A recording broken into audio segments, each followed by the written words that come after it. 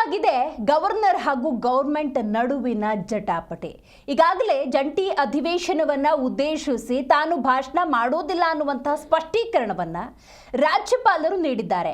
ಆದರೆ ನಿನ್ನೆ ಎಚ್.ಕೆ. ಪಾಟೀಲ್ ನಿಯೋಗ ರಾಜ್ಯಪಾಲರನ್ನ ಭೇಟಿಯಾಗಿ ಕನ್ವಿನ್ಸ್ ಮಾಡುವ ಎಲ್ಲಾ ಪ್ರಯತ್ನವನ್ನ ಕೂಡ ಮಾಡಿತ್ತು.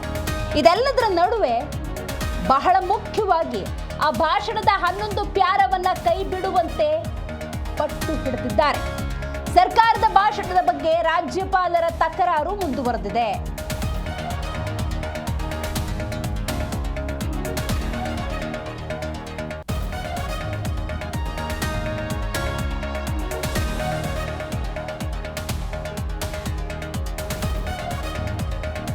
ಇದೀಗ ಬರ್ತಿರುವ ಒಂದು ಬ್ರೇಕಿಂಗ್ ಅಪ್ಡೇಟ್ನ ಪ್ರಕಾರ ಲೋಕಭವನದ ಉನ್ನತ ಮೂಲದ ಮಾಹಿತಿ, ವಿಧಾನಸೌಧದತ್ತ ರಾಜ್ಯಪಾಲರ ಆಗಮನ. ಅಧಿವೇಶನದಲ್ಲಿ ರಾಜ್ಯಪಾಲರು ಭಾಗಿಯಾಗ್ತಾರೆ, ಆದರೆ ಯಥಾವತ್ತಾಗಿ ಭಾಷಣವನ್ನ ಪ್ರಸ್ತುತಪಡಿಸ್ತಾರೋ ಅವರಿಗೆ ತಕರಾರಿರುವಂತಹ 11 ಪ್ಯಾರ, ಆ ಪ್ಯಾರವನ್ನ ಕಟ್ ಮಾಡಿ ತಮ್ಮ ಭಾಷಣವನ್ನ ಹೇಳ್ತಾರೋ, ಭಾಷಣವನ್ನ ಮಾಡೋದೇ ಇಲ್ವೋ, ಹೀಗೆ ಒಂದಷ್ಟು ಕುತೂಹಲ ಖಂಡಿತವಾಗ್ಲೂ ಇದ್ದೇ ಇದೆ. ಒಂದು ಕಡೆ ನೀವು ಗಮನಿಸ್ತಾ ಇದ್ದೀರಿ, ರಾಜ್ಯಪಾಲರು ಹಾಗೂ ಸರ್ಕಾರದ ನಡುವಿನ ಜಟಾಪಟಿ ಇದು. ವಿಧಾನಸೌಧದತ್ತ ರಾಜ್ಯಪಾಲರು ಬರ್ತಾ ಇದ್ದಾರೆ, ಅಧಿವೇಶನದಲ್ಲಿ ರಾಜ್ಯಪಾಲರು ಭಾಗಿಯಾಗ್ತಾರೆ. ನಿನ್ನೆ ಸಭಾಪತಿಗಳು ಬಸವರಾಜ ಹೊರಟ್ಟಿಯವರು ಒಂದು ಪ್ರಮುಖ ವಿಚಾರವನ್ನ ಉಲ್ಲೇಖ ಮಾಡಿದ್ರು. ಹಾಗೆಲ್ಲ ರಾಜ್ಯಪಾಲರು ಭಾಷಣವನ್ನ ಮಾಡದೇ ಇರುವಂತಿಲ್ಲ, ಅವರು ಮಾಡ್ತಾರೆ, ಮಾಡಬೇಕು. ಇದೊಂದು ವಿಶೇಷ ಅಧಿವೇಶನ.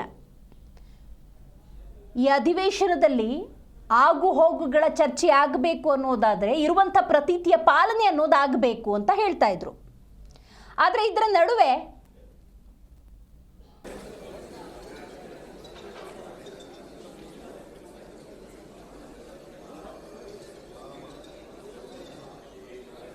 ಇರುವಂಥ ಜಟಾಪಟಿಯನ್ನು ನಾವು ನೋಡ್ತಾ ಹೋಗೋದಾದ್ರೆ ಇದು ಇವತ್ತು ನಿನ್ನೆ ಕಥೆಯಲ್ಲ. ಕಳೆದ 2.5 ವರ್ಷಗಳಿಂದ ಒಂದು ಸಣ್ಣ ಅಸಮಾಧಾನ ಕರ್ನಾಟಕ ಕಾಂಗ್ರೆಸ್ಗೆ ರಾಜ್ಯಪಾಲರ ಮೇಲೆ ಇದ್ದೇ ಇದೆ. ಈಗ ರಾಜ್ಯಪಾಲರು ಬರ್ತಾ ಇದ್ದಾರೆ ಎನ್ನುವಂಥ ಮಾಹಿತಿ ಇದೆ. ಇನ್ನು ಅಧಿವೇಶನಕ್ಕೆ ಸಂಬಂಧಪಟ್ಟಂತಹ ನೇರ ದೃಶ್ಯಾವಳಿಗಳನ್ನು ನೀವು ನೋಡ್ತಾ ಇದ್ದೀರಿ ಜಿ ಕನ್ನಡ ನ್ಯೂಸ್ನ ಸ್ಕ್ರೀನ್ ಮೇಲೆ. ರಾಜ್ಯಪಾಲರು ಬರ್ತಾ ಇದ್ದಾರೆ ಎನ್ನುವಂಥ ಕ್ಲಾರಿಟಿ ಲಭ್ಯವಾಗಿದೆ. ಆದರೆ ಬಂದ ನಂತರ ಅವರು ಏನು ಮಾಡ್ತಾರೆ ಅನ್ನೋದು ಸದ್ಯದ ಪ್ರಶ್ನೆ. ಹೌದು, ಭಾಷಣವನ್ನ ಯಥಾವತ್ತಾಗಿ ಪ್ರಸ್ತುತಪಡಿಸ್ತಾರ, ಅವರಿಗೆ ಅಸಮಾಧಾನ ಇರುವಂತಹ ಕೆಲವೊಂದು ಪ್ಯಾರಾಗಳನ್ನು ಕಟ್ ಮಾಡಿ ಭಾಷಣವನ್ನ ಪ್ರಸ್ತುತಪಡಿಸ್ತಾರ, ಭಾಷಣವನ್ನ ಮಾಡೋದೇ ಇಲ್ವಾ? ಹೀಗೆ ಹಲವಾರು ಪ್ರಶ್ನೆಗಳಿದ್ದಾವೆ.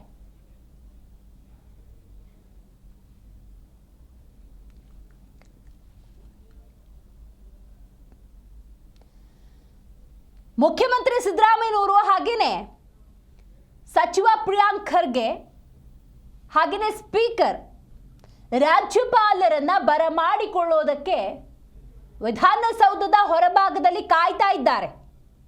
నేను ಕೆಲವೇ ಕ್ಷಣಗಳಲ್ಲಿ ಆ ದೃಶ್ಯಾವಳಿಯನ್ನು ನಿಮ್ಮ ಮುಂದಿಡ್ತೇವೆ. ಲೋಕಭವನದ ಉನ್ನತ ಮೂಲದ ಮಾಹಿತಿಯ ಪ್ರಕಾರ ರಾಜ್ಯಪಾಲರು ಬರ್ತಾರೆ ಅಧಿವೇಶನಕ್ಕೆ. ನೋಡಿ, ಅವರನ್ನು ಬರಮಾಡಿಕೊಳ್ಳೋದಕ್ಕೆ ದೃಶ್ಯದಲ್ಲಿ ಗಮನಿಸ್ತಾ ಇದ್ದೀರಿ. ಮುಖ್ಯಮಂತ್ರಿ ಸಿದ್ದರಾಮಯ್ಯನವರು, ಸಭಾಪತಿಗಳಾಗಿರುವಂತಹ ಬಸವರಾಜ ಹೊರಟ್ಟಿ, ಸಭಾಧ್ಯಕ್ಷರಾಗಿರುವಂತಹ ಯು.ಟಿ. ಖಾದರ್, ಸಚಿವರಾಗಿರುವಂತಹ ಎಚ್.ಕೆ. ಪಾಟೀಲ್ ಸೇರಿದಂತೆ ಹಲವು ಪ್ರಮುಖರು ವಿಧಾನಸೌಧದ ಹೊರಭಾಗದಲ್ಲಿ ಕಾದು ನಿಂತಿದ್ದಾರೆ. ಇನ್ನೇನು ಕೆಲವೇ ಕ್ಷಣಗಳಲ್ಲಿ ರಾಜ್ಯಪಾಲರು ಬರ್ತಾರೆ, ಅವರನ್ನು ಸ್ವಾಗತಿಸಲಾಗುತ್ತೆ, ಸದನಕ್ಕೆ ಕರೆತರಲಾಗುತ್ತೆ. ರಾಜ್ಯಪಾಲರು ಅಂದಾಗ ರಾಷ್ಟ್ರಪತಿಗಳ ಪ್ರತಿನಿಧಿಗಳು, ರಾಜ್ಯದ ಪಾಲಕರು. ಇಂಥ ಸಂದರ್ಭದಲ್ಲಿ ಯಾವ ನಿಲುವಿಗೆ ರಾಜ್ಯಪಾಲರು ಬರ್ತಾರೆ ಅನ್ನೋದು ಬಹಳ ಮುಖ್ಯ. ರಾಜ್ಯದ ಪಾಲನೆಯ ಜವಾಬ್ದಾರಿ ಕೂಡ ಅವರದ್ದೇ ಆಗಿರುತ್ತೆ. ಅವರು ರಾಷ್ಟ್ರಪತಿಯನ್ನು ಪ್ರತಿನಿಧಿಸ್ತಿರ್ತಾರೆ. ಕೇಂದ್ರ ಸರ್ಕಾರವನ್ನು ಟೀಕೆ ಮಾಡುವ ಅಂಶಗಳಿತ್ತು ಅನ್ನೋದಾದರೆ ಅದು ಮುಜುಗರದ ಸನ್ನಿವೇಶ. ಹಾಗಾಗಿ ರಾಜ್ಯಪಾಲರು ಭಾಷಣವನ್ನು ಹೇಗೆ ಮಾಡ್ತಾರೆ, ಯಾವೆಲ್ಲ ಅಂಶಗಳನ್ನು ಪ್ರಸ್ತುತಪಡಿಸ್ತಾರೆ ಅನ್ನೋದೇ ಸದ್ಯದ ಕುತೂಹಲ. ದೃಶ್ಯದಲ್ಲಿ ಏನು ನೋಡ್ತಾ ಇದ್ದೀರಿ? ರಾಜ್ಯಪಾಲರು ಆಗಮಿಸಿದ್ದಾರೆ. ಮುಖ್ಯಮಂತ್ರಿ ಸಿದ್ದರಾಮಯ್ಯನವರು, ಸಭಾಪತಿಗಳಾದಂತಹ ಬಸವರಾಜ ಹೊರಟ್ಟಿ, ಸಭಾಧ್ಯಕ್ಷರಾಗಿರುವಂತಹ ಯುಟಿ ಖಾದರ್, ಸಚಿವರಾಗಿರುವಂತಹ HK ಪಾಟೀಲ್, ಸಲೀಂ ಅಹಮದ್ ಅವರು, ಶಾಲಿನಿ ರಜನೀಶ್, ಆಡಳಿತ ವರ್ಗ ಸಂಪೂರ್ಣವಾಗಿ ರಾಜ್ಯಪಾಲರನ್ನ ಬರಮಾಡಿಕೊಳ್ಳೋದಕ್ಕೆ ವಿಧಾನಸೌಧದ ಮುಂಭಾಗ ಕೆಂಪು ಹಾಸು ಹಾಕಿ, ರೆಡ್ ಕಾರ್ಪೆಟ್ ಅನ್ನು ಹಾಕಿ ಸ್ವಾಗತಿಸುವುದಕ್ಕೆ ಎಲ್ಲ ರೀತಿಯ ಸಿದ್ಧತೆಯನ್ನ ಮಾಡಿಕೊಂಡಿದ್ದಾರೆ. ರಾಜ್ಯಪಾಲರ ಕಾರು ಕೂಡ ಬಂದಿದೆ. ರಾಜ್ಯಪಾಲರು ಬರ್ತಾರೆ. ಬರುವ ವಿಚಾರದ ಬಗ್ಗೆ ಯಾವುದೇ ರೀತಿಯ ಸಂಶಯ ಇಲ್ಲ. ನೋಡಿ, ರಾಜ್ಯಪಾಲರ ಕಾರು ಬಂದಿದೆ. ರಾಜ್ಯಪಾಲರು ಈಗ ವಿಧಾನಸೌಧದ ಒಳಗೆ ಪ್ರವೇಶವನ್ನ ಪಡೆದುಕೊಂಡಿದ್ದಾರೆ. ಇನ್ನು ಸದನವನ್ನ ಉದ್ದೇಶಿಸಿ, ಈ ಅಧಿವೇಶನವನ್ನು ಉದ್ದೇಶಿಸಿ ಯಾವ ರೀತಿ ರಾಜ್ಯಪಾಲರು ಭಾಷಣ ಮಾಡ್ತಾರೆ ಅನ್ನೋದೇ ಸದ್ಯದ ಕುತೂಹಲ ಹಾಗೂ ಪ್ರಶ್ನೆ. ನೋಡಿ, ರಾಜ್ಯಪಾಲರು ಬರ್ತಿರುವಂಥ ದೃಶ್ಯವನ್ನು ಗಮನಿಸ್ತಾ ಇದ್ದೀರಿ. ಮುಖ್ಯಮಂತ್ರಿ ಸಿದ್ದರಾಮಯ್ಯನವರು, ಬಸವರಾಜ ಹೊರಟ್ಟಿಯವರು, ಯುಟಿ ಖಾದರ್ ಅವರು ಹೂಗುಚ್ಛವನ್ನು ನೀಡಿ ರಾಜ್ಯಪಾಲರನ್ನ ಸ್ವಾಗತ ಮಾಡಿದ್ದಾರೆ. ಸ್ವಾಗತಿಸಿದ ನಂತರದ ಸಂದರ್ಭದಲ್ಲಿ ವಿಧಾನಸೌಧಕ್ಕೆ ತೆರಳುವಂತಹ ರಾಜ್ಯಪಾಲರ ದೃಶ್ಯಾವಳಿಯನ್ನ ನೀವು ಕೂಡ ಜಿ ಕನ್ನಡ ನ್ಯೂಸ್ನ ಸ್ಕ್ರೀನ್ ಮೇಲೆ ಗಮನಿಸ್ತಾ ಇದ್ದೀರಿ. ಎಲ್ಲರ ಮುಖದಲ್ಲೂ ಮಂದಹಾಸ ಇದೆ. ಗವರ್ನರ್ ಹಾಗೂ ಗವರ್ಮೆಂಟ್ ನಡುವಿನ ಜಟಾಪಟಿಯ ನಡುವೆ ನಗುಮೊಗದ ಸ್ವಾಗತ. ಇನ್ನೇನು ಕೆಲವೇ ಕ್ಷಣಗಳಲ್ಲಿ ಅಧಿವೇಶನ ಕೂಡ ಆರಂಭ ಆಗುತ್ತೆ. ಜಂಟಿ ಅಧಿವೇಶನ, ಪ್ರಮುಖ ವಿಚಾರಗಳ ಚರ್ಚೆ ನಡೆಯುತ್ತೆ. ಮಗದೊಮ್ಮೆ ಈ ದೃಶ್ಯವನ್ನು ನೋಡಬಹುದು. ರಾಜ್ಯಪಾಲರು ಕಾರನ್ನು ಇಳಿದು ಬರ್ತಾ ಇದ್ದಂತೆ ಅವರನ್ನ ಸ್ವಾಗತ ಮಾಡಲಾಗಿದೆ. ನೋಡಿ, ಅಧಿವೇಶನಕ್ಕೆ ರಾಜ್ಯಪಾಲರ ಪ್ರವೇಶ ಆಗಿದೆ. ಬಹಳ ಮುಖ್ಯವಾಗಿ ಈಗ ನೋಡಿ ನಡೆಯುತ್ತೆ ಇದೇ ಪ್ರಕ್ರಿಯೆ, ರಾಜ್ಯಪಾಲರ ಭಾಷಣ. ಈ ಪ್ರತೀತಿಯನ್ನ ಪ್ರತಿಯೊಂದು ಅಧಿವೇಶನದಲ್ಲಿ ಅನುಸರಿಸಲೇಬೇಕು. ಬಟ್ ತಕರಾರಿರುವಂತಹ ಆ ಪ್ಯಾರಾಗಳನ್ನ ಸ್ಕಿಪ್ ಬಿಟ್ಟೇನಾದರೂ ಮುಂದುವರಿಸ್ತಾರ ಅನ್ನೋದೇ ಸದ್ಯದ ಪ್ರಶ್ನೆ. ರಾಷ್ಟ್ರಗೀತೆಯನ್ನು ಹಾಡುವ ಮೂಲಕ ಸದನದಲ್ಲಿ ಪ್ರತಿಯೊಬ್ಬರು ಕೂಡ ಗೌರವ ಸೂಚಕವಾಗಿ ಎದ್ದು ನಿಂತಿದ್ದಾರೆ.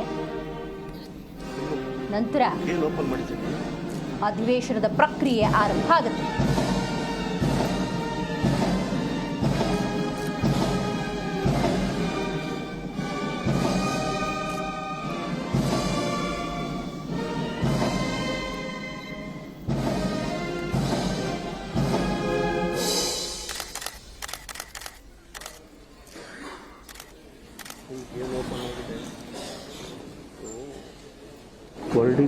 विधान परिषद के माननीय सभापति जी, विधानसभा के माननीय अध्यक्ष जी, माननीय मुख्यमंत्री जी, माननीय उप मुख्यमंत्री जी, विधान परिषद के सम्माननीय नेता प्रतिपक्ष, विधानसभा के माननीय नेता प्रतिपक्ष और माननीय मंत्रीगण एवं कर्नाटक विधानमंडल के सम्माननीय सदस्यगण, ಎಲ್ಲರಿಗೂ ನಮಸ್ಕಾರ.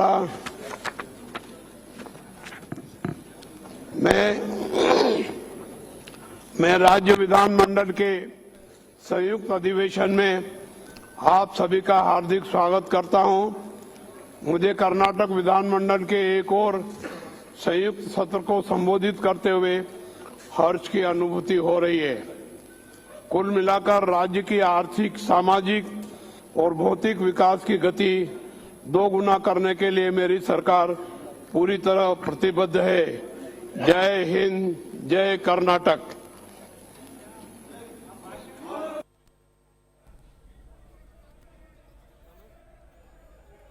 ರಾಜ್ಯಪಾಲರಾಗಿರುವಂತಹ ಥಾವರ್ ಚಂದ್ ಗೆಹ್ಲೋಟ್ ಅವರು ತಮ್ಮ ಭಾಷಣವನ್ನ ಮುಗಿಸಿದ್ದಾರೆ.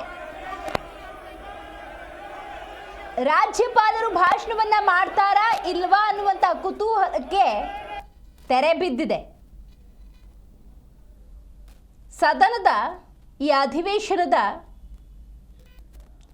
ದೃಶ್ಯಾವಳಿಯನ್ನ ನೋಡ್ತಾ ಹೋಗೋಣ.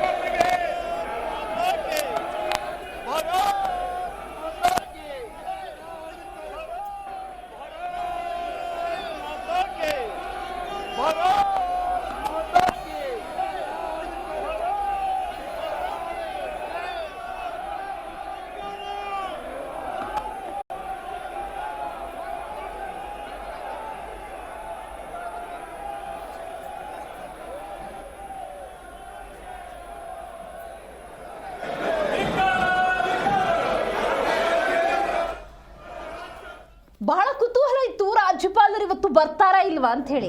ಎಸ್, ಬರುವ ಮೂಲಕ ಆ ಕುತೂಹಲಕ್ಕೆ ತೆರೆ ಎಳೆದ್ರು. ಭಾಷಣ ಮಾಡ್ತಾರಾ ಇಲ್ವಾ ಅನ್ನುವಂಥ ಕುತೂಹಲ ಇತ್ತು, ಭಾಷಣ ಮಾಡಿದ್ರು, ಆ ಕುತೂಹಲಕ್ಕೂ ತೆರೆ ಬಿತ್ತು. ಆದರೆ ಭಾಷಣದಲ್ಲಿ ಯಾವೆಲ್ಲ ಪ್ರಮುಖ ಅಂಶಗಳಿರ್ತವೆ ಅನ್ನುವಂಥ ಪ್ರಶ್ನೆಗೆ ಉತ್ತರ ನೋಡಿ, ರಾಜ್ಯಪಾಲರ ಚುಟುಕು ಭಾಷಣ. ಯಾವುದೇ ವಿಚಾರವನ್ನ ರಾಜ್ಯಪಾಲರು ಉಲ್ಲೇಖ ಮಾಡಿಲ್ಲ. ರಾಜ್ಯಪಾಲರು ಬಂದರು, ರಾಷ್ಟ್ರಗೀತೆಗೆ ಗೌರವ ಸೂಚಿಸಿದರು.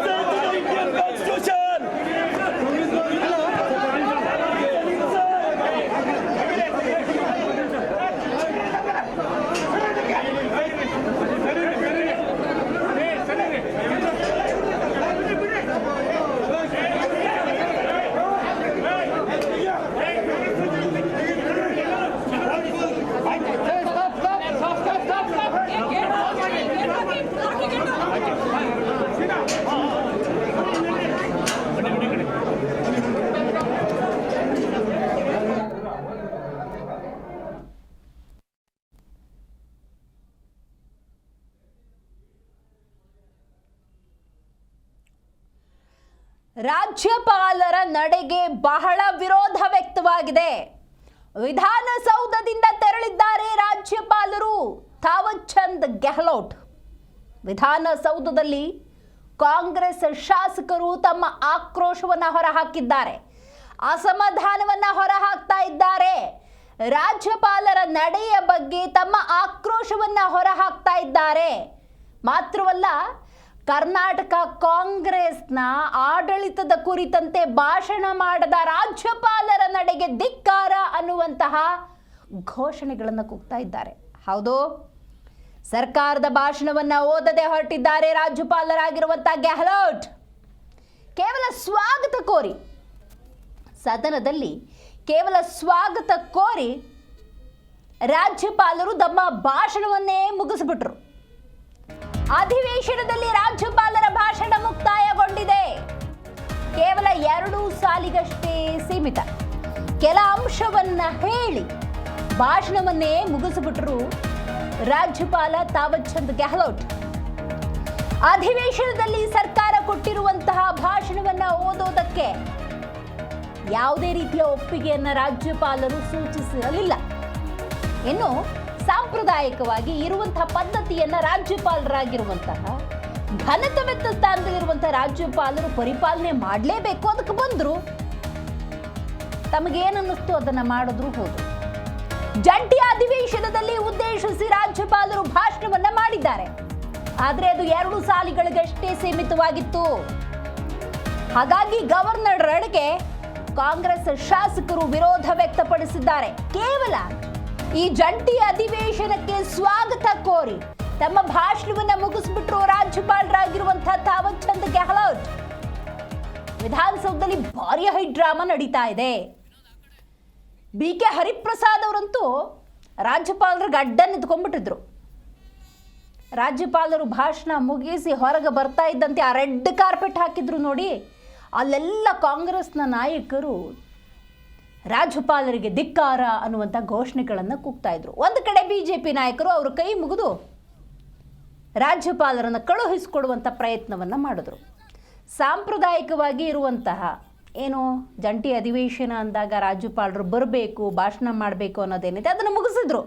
ಬಟ್ ತಮಗೇನು ಅನಿಸುತ್ತೋ, ತಮಗೇನು ತೋಚುತ್ತೋ ಅದನ್ನು ಮಾಡಿದ್ರು ಅನ್ನುವಂಥ ಸಿಚುವೇಶನ್.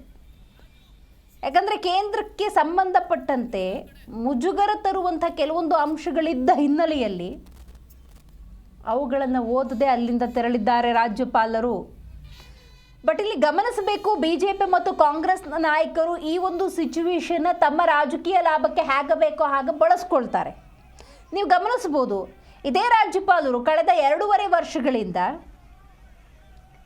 ಕರ್ನಾಟಕ ಕಾಂಗ್ರೆಸ್ ಸರ್ಕಾರದ ಹಲವಾರು ಯೋಜನೆಗಳನ್ನು ತಮ್ಮ ಭಾಷಣದಲ್ಲಿ ಉಲ್ಲೇಖ ಮಾಡಿದ್ದಾರೆ ಎಂದಾಗ ರಾಜ್ಯಪಾಲರು ಈ ಗ್ಯಾರಂಟಿ ಯೋಜನೆಗಳ ಪ್ಲಸ್ಸು ಮೈನಸ್ ಗೊತ್ತಿದ್ರೂ ಕೂಡ, ಬೆಲೆ ಏರಿಕೆ ಇರಬಹುದು, ರಾಜ್ಯದ ಜ್ವಲಂತ ಸಮಸ್ಯೆಗಳಿರ್ಬೋದು, ಅದೆಲ್ಲ ಇದ್ರೂ ಕೂಡ ಕರ್ನಾಟಕದಲ್ಲಿ ಆಡಳಿತವನ್ನು ನಡೆಸ್ತಾ ಇರುವಂತಹ ಕಾಂಗ್ರೆಸ್ ಅನ್ನ ಪ್ರೋತ್ಸಾಹಿಸುವಂತ ನಿಟ್ಟಿನಲ್ಲಿ ಇರುವಂತಹ ವಿಚಾರವನ್ನ ಪ್ರಸ್ತುತಪಡಿಸಿದ್ರು. ಆದ್ರೆ ಇನ್ನೊಂದು ವರ್ಷ ಕೂಡ ನೋಡ್ಬೇಕು. ಇದೀಗ HK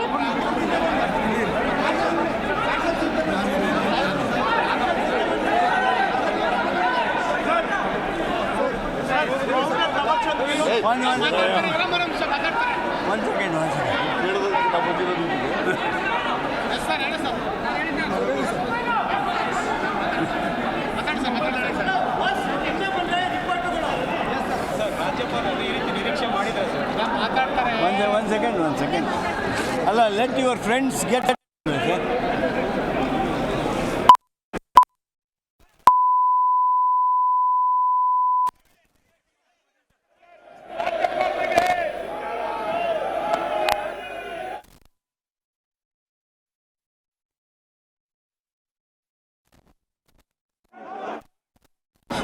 ಜಂಟಿ ಅಧಿವೇಶನ ಸೇರಿದಾಗ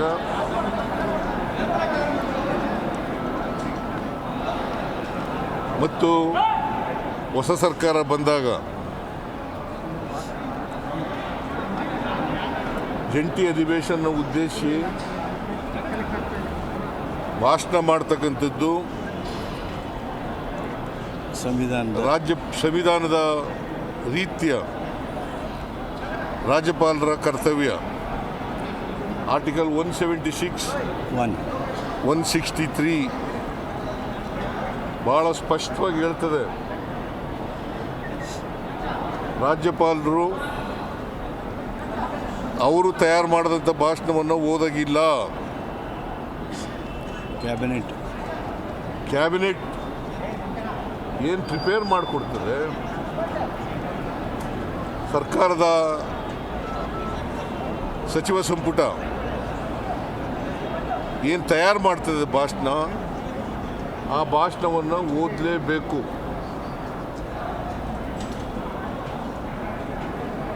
ಇವತ್ತು ಜಂಟಿ ಅಧಿವೇಶನ ಕರೆಯಲಾಗಿದೆ. ಯಾಕೆಂದರೆ ಇದು ಮೊದಲನೇ ದಿವಸ ಅಧಿವೇಶನ ಮತ್ತು ಮೊದಲನೇ ಜಂಟಿ ಅಧಿವೇಶನ. ಜೊತೆಗೆ ವಿಶೇಷ ಅಧಿವೇಶನ ಕೂಡ ಕರೆದಿದೆ. ಕಾರಣ ಯಾಕಪ್ಪ ಅಂತಂದರೆ, ಮಹಾತ್ಮ ಗಾಂಧಿ ಉದ್ಯೋಗ ಭರವಸೆ ಯೋಜನೆ ಅದನ್ನು ರದ್ದು ಮಾಡಿ, ಅದನ್ನು ರಿಪೀಲ್ ಮಾಡಿ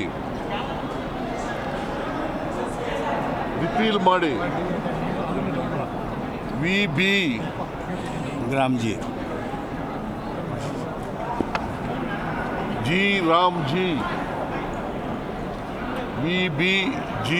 ರಾಮ್ಜಿ ಕಾಯ್ದೆಯನ್ನು ಹೊಸದಾಗಿ ಮಾಡಿದ್ದಾರೆ. ನಮ್ಮ ಸರ್ಕಾರದ ತೀವ್ರ ವಿರೋಧ ಇದೆ. ಒಂದು, ಮಹಾತ್ಮ ಗಾಂಧೀಜಿಯವರ ಹೆಸರನ್ನು ತೆಗೆದುಹಾಕಿರ್ತಕ್ಕಂಥದ್ದು. ಎರಡನೇದು, 20 ವರ್ಷಗಳ ಹಿಂದೆ 2005 ಮನಮೋಹನ್ ಸಿಂಗ್ರವರು ಪ್ರಧಾನಮಂತ್ರಿಯಾಗಿದ್ದಾಗ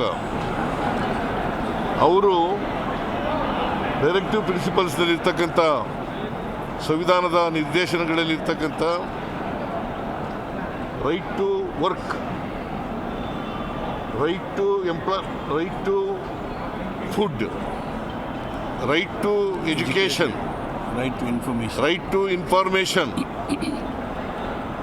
ಈ ಕಾಯ್ದೆಗಳನ್ನು ತಂದಿದ್ದರು. ಉದ್ದೇಶ, ರೈಟ್ ಟು ವರ್ಕ್ ಕಾಯ್ದೆ ತಂದದ್ದು ಉದ್ದೇಶ ಏನಪ್ಪ ಅಂತಂದರೆ, ಹಳ್ಳಿಗಾಡಿನಲ್ಲಿರ್ತಕ್ಕಂಥ ಬಡ ಕಾರ್ಮಿಕರಿಗೆ ವರ್ಷದಲ್ಲಿ 100 ದಿನಗಳ ಕಾಲ, ಕನಿಷ್ಠ 100 ದಿನಗಳ ಕಾಲ ಉದ್ಯೋಗವನ್ನು ಕೊಡಬೇಕು ಅಂತಕ್ಕಂಥ ಉದ್ದೇಶದಿಂದ. ಇದರಲ್ಲಿ ದಲಿತರು, ಕಾರ್ಮಿಕರು ಮತ್ತು ಮಹಿಳೆಯರು, ಸಣ್ಣ ರೈತರು ಇದರಲ್ಲಿದ್ದಾರೆ. ಈ ಉದ್ಯೋಗ ಪಡ್ಕೊಳ್ತಕ್ಕಂಥ ಕೆಟಗರೀಸ್ನಲ್ಲಿ ಇವರೆಲ್ಲರೂ ಕೂಡ ಇರ್ತಕ್ಕಂಥ ಇದು.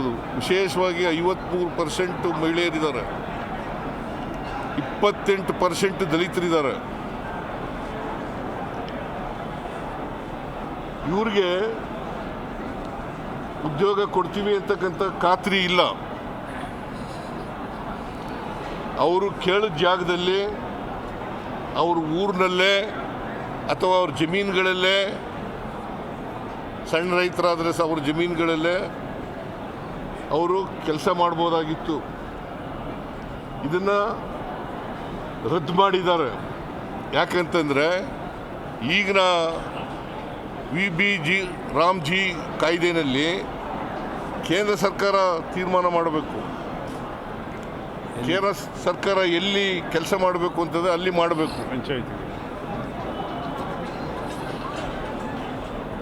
ಅವರು ತೀರ್ಮಾನ ಮಾಡ್ತಾರೆ ಎಲ್ಲಿ ಕೆಲಸ ಮಾಡಬೇಕು ಅನ್ನೋದನ್ನು ತೀರ್ಮಾನ ಮಾಡ್ತಾರೆ.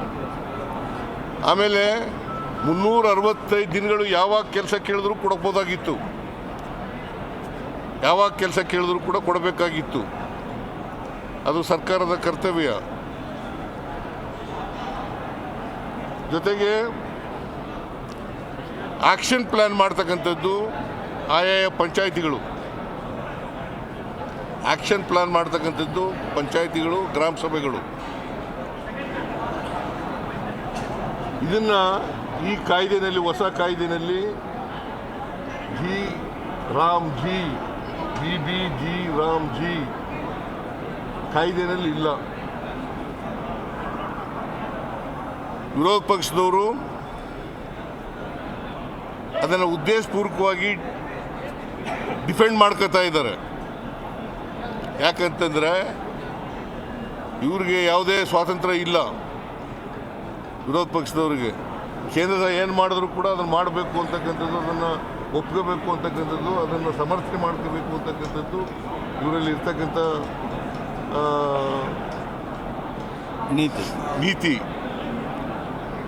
ನೀತಿ. ಅದರಿಂದ ನಾವು ಅದನ್ನು ವಿರೋಧ ಮಾಡಿದ್ದೀವಿ. ಅದನ್ನು ಕ್ಯಾಬಿನೆಟ್ಟು ರಾಜ್ಯಪಾಲರ ಭಾಷಣದಲ್ಲಿ ಸೇರಿಸಿತ್ತು. MNRG ಮರುಸ್ಥಾಪನೆ ಮಾಡಬೇಕು ಅಂತ ನಮ್ಮ ಉದ್ದೇಶ ಏನಪ್ಪ ಅಂತಂದರೆ, ಅದರಲ್ಲಿ ಮನ್ರೇಗಾದಲ್ಲಿ ಉದ್ದೇಶ ಏನಪ್ಪ ಅಂತಂದರೆ ಮನ್ರೇಗವನ್ನು ಮರುಸ್ಥಾಪನೆ ಮಾಡಬೇಕು. ಈಗ ತಂದಿರತಕ್ಕಂಥ ಹೊಸ ಕಾಯ್ದೆಯನ್ನು ರದ್ದು ಮಾಡಬೇಕು. ನಮ್ಮ ಪಕ್ಷದಲ್ಲಿ ಮತ್ತು ಸರ್ಕಾರದಲ್ಲಿ ತೀರ್ಮಾನ ಮಾಡಿದ್ದೀವಿ.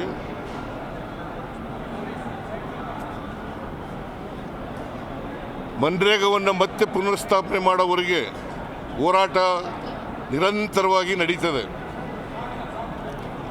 ಯಾವ ಮಾದರಿನಲ್ಲಿ ಅಂತಂದರೆ, ರೈತ ವಿರೋಧಿ ಕಾಯ್ದೆಗಳನ್ನು ತಂದಿದ್ರಲ್ಲ, ಅವುಗಳನ್ನು ವಾಪಸ್ ತಗೊಂಡ್ರಲ್ಲ, ಅಲ್ಲಿವರೆಗೂ ಕೂಡ ನಾವು ಹೋರಾಟವನ್ನು ಮುಂದುವರಿಸ್ತಕ್ಕಂಥ ಕೆಲಸವನ್ನು ಮಾಡ್ತೀವಿ. ಆದರೆ ರಾಜ್ಯಪಾಲರು ಕ್ಯಾಬಿನೆಟ್ ತಯಾರು ಮಾಡಿದಂಥ ಭಾಷಣವನ್ನು ಓದ್ದೇನೆ, ಅವರೇ ತಯಾರು ಮಾಡಿದಂಥ ಒಂದು ಪ್ಯಾರಾ ಭಾಷಣವನ್ನು ಓದಿ ಸಂವಿಧಾನದ ವಿಧಿಗಳಿಗೆ ವಿರೋಧ ಮಾಡಿದ್ದಾರೆ, ಉಲ್ಲಂಘನೆ ಮಾಡಿದ್ದಾರೆ. 176, 163 ಇಟ್ಸ್ ವೆರಿ ವೆರಿ ಕ್ಲಿಯರ್. ಈ ಶಲ್ राज्य ERC shall read the speech prepared by the cabinet of the government.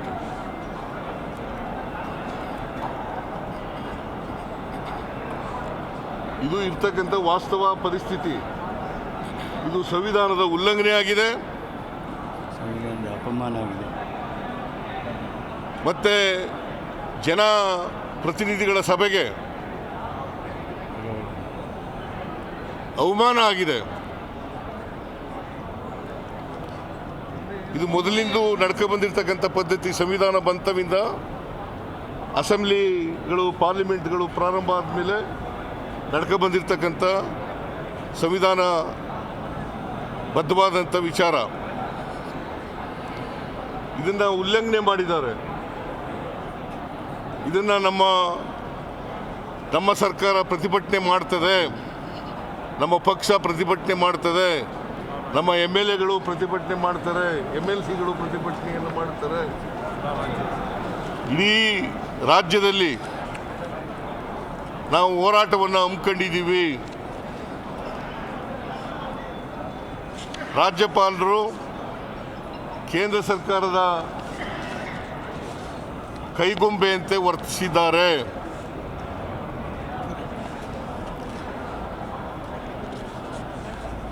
ಕೇಂದ್ರ ಸರ್ಕಾರ ಅವರ ಮಾಡಿರ್ತಕ್ಕಂಥ ತಪ್ಪನ್ನು ಮುಚ್ಚಿಕೊಳ್ಳಲಿಕ್ಕೋಸ್ಕರ ರಾಜ್ಯಪಾಲರ ಕೈಲಿ ಬೇರೆ ಭಾಷಣವನ್ನು ಓದಿಸಿದ್ದಾರೆ. ಇದು ಸಂವಿಧಾನ ಬಾಹಿರ, ಸಂವಿಧಾನದ ಉಲ್ಲಂಘನೆ. ಅವರ ಕರ್ತವ್ಯವನ್ನು ಪಾಲನೆ ಮಾಡಿಲ್ಲ, ಅವರ ಜವಾಬ್ದಾರಿಯನ್ನು ಪಾಲನೆ ಮಾಡಿಲ್ಲ.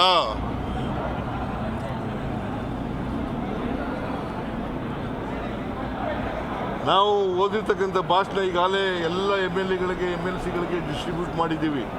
ನಾವು ತಯಾರು ಮಾಡಿದಂಥ ಭಾಷಣ, ಸರ್ಕಾರ ಕ್ಯಾಬಿನೆಟ್ ತಯಾರು ಮಾಡಿದಂಥ ಭಾಷಣನ ಎಲ್ಲ MLAಗಳಿಗೆ MLCಗಳಿಗೆ ಡಿಸ್ಟ್ರಿಬ್ಯೂಟ್ ಮಾಡಿದ್ದೀವಿ. ಅದು ನಾನು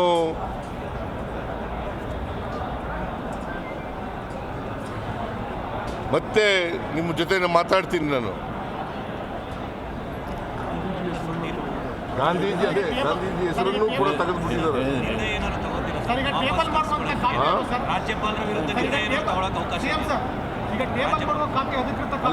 ಇಲ್ಲ, ನಾವು ಕೋರ್ಟ್ಗೆ ಹೋಗ್ಬೇಕು, ಸುಪ್ರೀಂ ಕೋರ್ಟ್ನಲ್ಲಿ ಮೊಕದ್ದಮೆನ ಹೂಡಬೇಕು ಬೇಡವೋ ಅಂತಕ್ಕಂಥದ್ದನ್ನು ವಿಚಾರ ಮಾಡಿ ನಿಮಗೆ ತಿಳಿಸ್ತೀನಿ.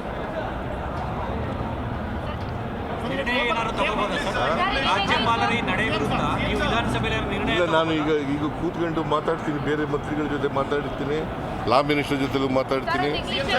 ಮಾತಾಡಿ ಅಂತಿಮವಾಗಿ ನೀವು ತಿಳಿಸ್ತೀನಿ.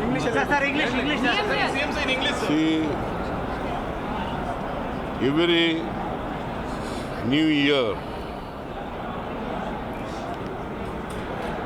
the governor has to address the joint session.